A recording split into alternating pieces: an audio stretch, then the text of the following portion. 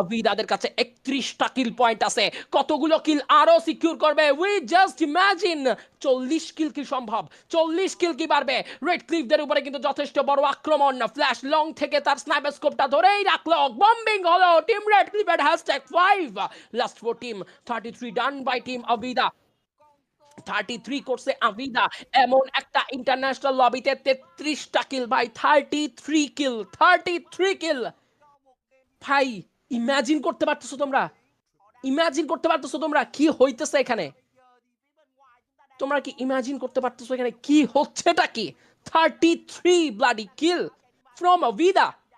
কোনোভাবেই হালকায় নেওয়া যাবে না এই ডমিনেটরদেরকে। আলোসিতের আরো একটা হেডশট, জ্যাক্সকে নেওয়া হয়েছে নক।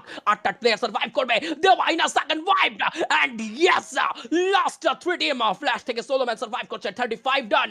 আর মাত্র 5টা প্লেয়ার, আর মাত্র 5টা। Oh no no no no no no no no, আর 5টা নয়। ইয়েস এখন 5 জন প্লেয়ার, যেখানে আবিদা থেকে 5 জন।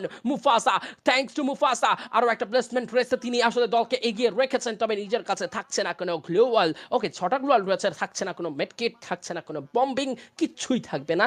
যতটুকু দরকার গান ফায়ারে তাকে করতে হবে, খেলতে হবে।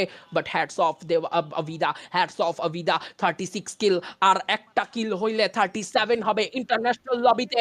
ইন্টারন্যাশনাল লবিতে এটা একটা স্টেটমেন্ট। ইন্টারন্যাশনাল লবিতে 37 কিলের ম্যাসিভ বুইয়া হিট করেছে ভাই। দেওয়া স্পোর্টস নয় এটা, অন্য কোনো টিম নয়, এটা ফ্ল্যাশ নয়, এটা পি স্পোর্টস নয়, এটা টিম আবিদা।